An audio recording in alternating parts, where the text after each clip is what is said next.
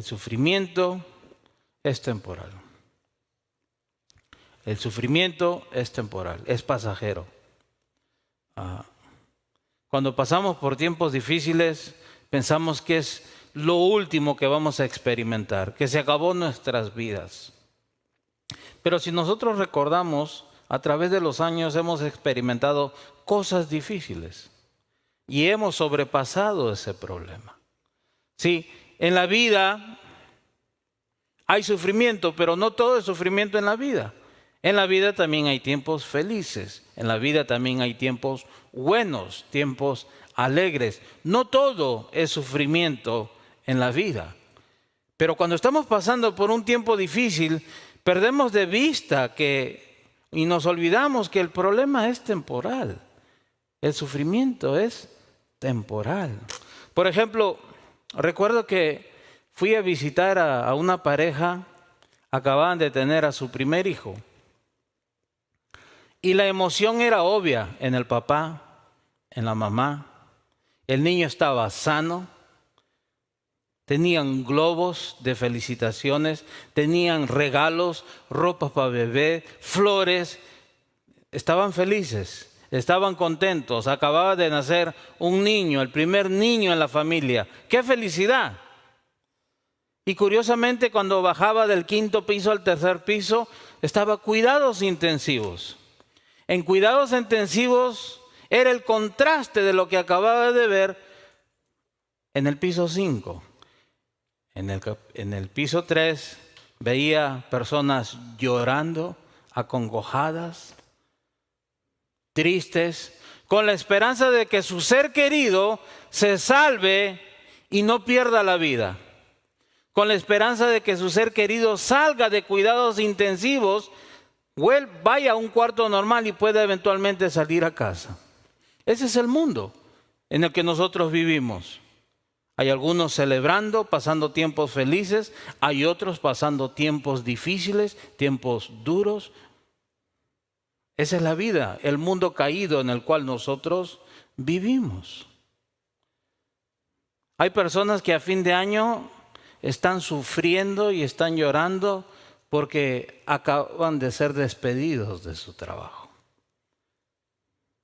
Acaban de ser despedidos, ya no los necesitan más en sus trabajos, las personas están tristes, están dolidas, no saben si volverán a conseguir un trabajo igual. Por otro lado, a comienzo de año vemos a otro grupo de personas que están empezando un nuevo trabajo. Una nueva promoción, más dinero para la familia, alegría el haberse realizado y haber obtenido un trabajo mejor. Por un lado hay un grupo que sufre, un grupo de personas que están sufriendo por haber perdido su trabajo, y por otro lado hay un grupo de personas que están celebrando, están felices porque van a empezar un nuevo trabajo. Ese es el mundo caído en el cual nosotros vivimos. Sufrimiento, dolor, alegría, gozo, es el contraste. Vemos las personas que recién se casan, hacen sus votos, parejas felices, con la esperanza de crear una familia. Matrimonios nuevos empiezan con alegría. Sí, qué celebración llevar a cabo una boda. Pero todo lo contrario cuando ves a una pareja que se quiere divorciar, a una pareja que ha sido traicionada y abusada y ya no quiere seguir más en la relación. La mujer, el hombre sufren por su situación, por lo que va a pasar con sus hijos. El contraste de un matrimonio recién casado y un matrimonio que se está quebrantado. Por un lado sufrimiento y por un lado dolor. Entonces, el sufrimiento es temporal. No todo en la vida es sufrimiento, ya que es una parte de ella. El sufrimiento es temporal. Y mientras nosotros estemos debajo del sol, como dice Salomón, aquí en la tierra, el sufrimiento siempre va a existir. Y el sufrimiento es parte de la vida. A nadie nos gusta sufrir. No nos gusta, no es normal sufrir. Pero es parte de la vida. Pero no todo en la vida es sufrimiento. Ya que este es solamente una parte de ella. Es un aspecto más de la vida, del mundo en el cual nosotros vivimos. El libro de Ruth es el puente entre el desierto oscuro de Israel, libro de Jueces, con el libro de Samuel, donde se introduce al rey por medio del cual vendría el Mesías, el Salvador. Ruth sirve como un puente entre estos dos libros.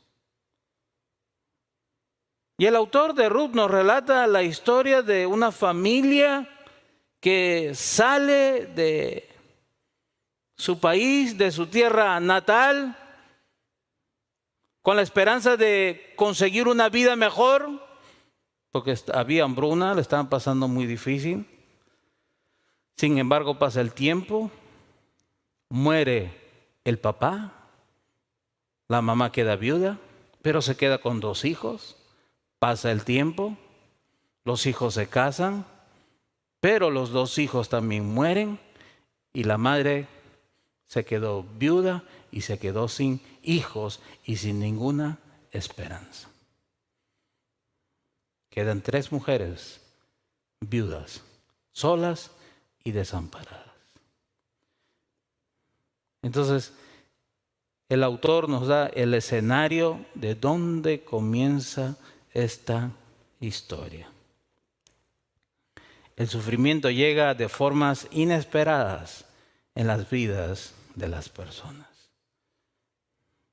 A nosotros no nos mandan un recordatorio para decirnos que el miércoles a las 8 de la mañana vas a experimentar un sufrimiento muy grande en tu vida. El sufrimiento llega inesperadamente. El sufrimiento son aquellos invitados que no piden permiso, simplemente llegan. Los sufrimientos simplemente llegan de maneras inesperadas a la vida de las personas. Esta familia, imagínense, se ha ido de los Estados Unidos, la situación económica se ha puesto muy mal, se han ido a México o Guatemala, porque la situación está mejor en estos países, pero sin saber que en ese país iba a morir el papá e iban a morir los hijos y ahí iba a llegar la desgracia a la vida de esta mujer, inesperadamente.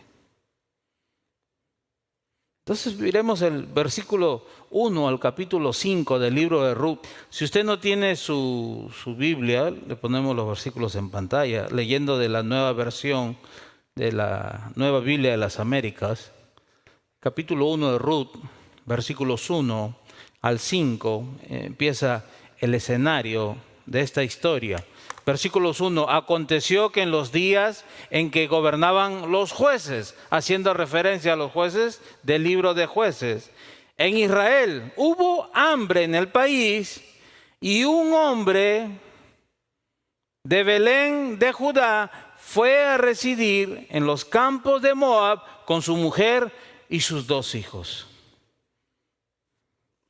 En la Biblia vemos 2 hambrunas. En los tiempos de Abraham y en los tiempos de Isaac. Y nuevamente vemos otra hambruna en los tiempos de Noemí y su esposo y sus hijos. La palabra Belén significa casa de pan, casa de alimento. Curiosamente, el autor nos está mostrando que en la casa de pan no había pan. No había alimento para alimentar a las personas.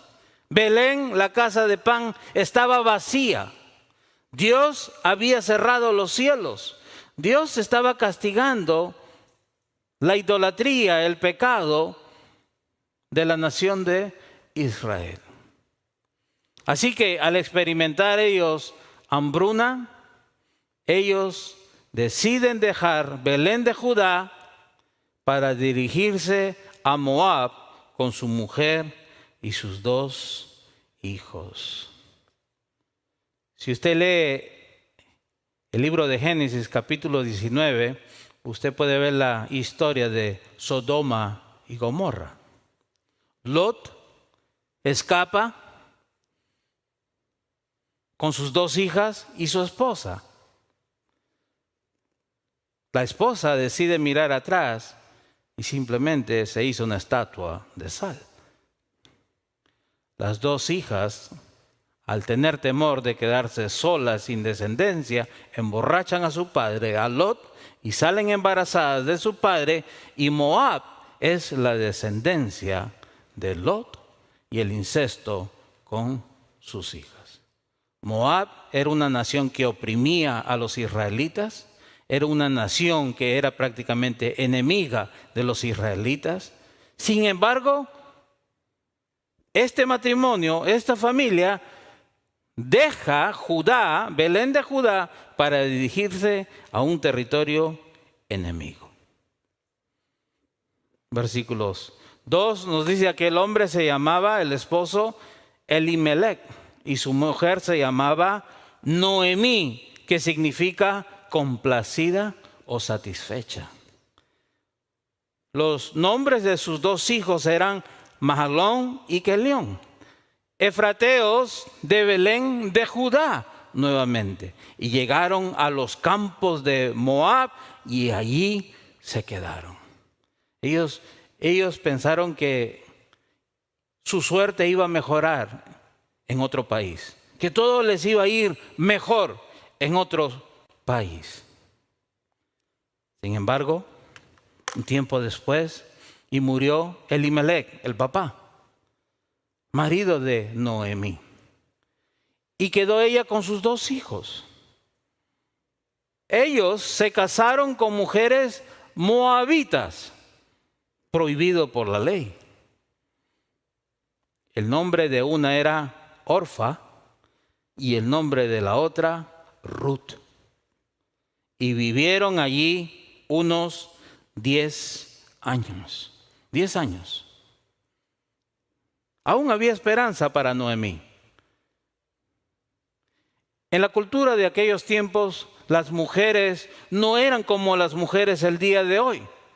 Las mujeres no podían simplemente irse a trabajar, dejar a sus hijos en el daycare, que le cuiden a los hijos, o dejarlos en la escuela y regresar por sus hijos. En aquellos tiempos las mujeres dependían de sus maridos.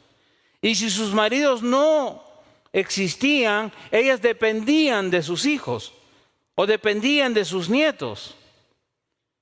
Esta mujer tenía a su marido se murió, le quedaban sus 2 hijos. Y lo curioso es que ellos están casados por 10 años y no tienen hijos. En el capítulo 4 vemos que Dios es el que cierra el vientre y abre el vientre de Ruth. Ellos no tuvieron hijos. Al morir los 2 hijos, Noemí se queda sin descendencia. Ya no hay más esperanza para esta mujer. ¿Quién va a cuidar por esta mujer en su vejez, cuando ya no tenga fuerzas? ¿Quién va a velar por ella? Sí, el escenario se pone muy oscuro en esta parte de las Escrituras. Todo lo contrario al final del capítulo 4. Un capítulo que termina lleno de esperanza, risas y alegría. 10 años, no hay hijos. La infertilidad era el símbolo del castigo de Dios a Israel por su pecado. No había bendición sobre Israel. Usted lee el libro de los jueces, ellos estaban bajo el castigo del Señor. Ellos estaban dados a la idolatría. El libro de jueces nos dice que cada uno hacía como mejor le parecía en su corazón, lo cual era pecado ante los ojos de Dios. No había fertilidad. Versículo 5. Murieron también los dos hijos, Maglón y Quelión, y la mujer quedó privada de sus dos hijos y de su marido.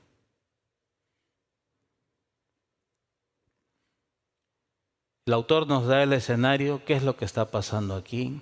Se muere Elimelech, se mueren sus dos hijos. Aparentemente la promesa de traer un rey se estaba esfumando. Aparentemente Dios no iba a poder cumplir con sus planes. Estos tres hombres de Belén de Judá habían muerto.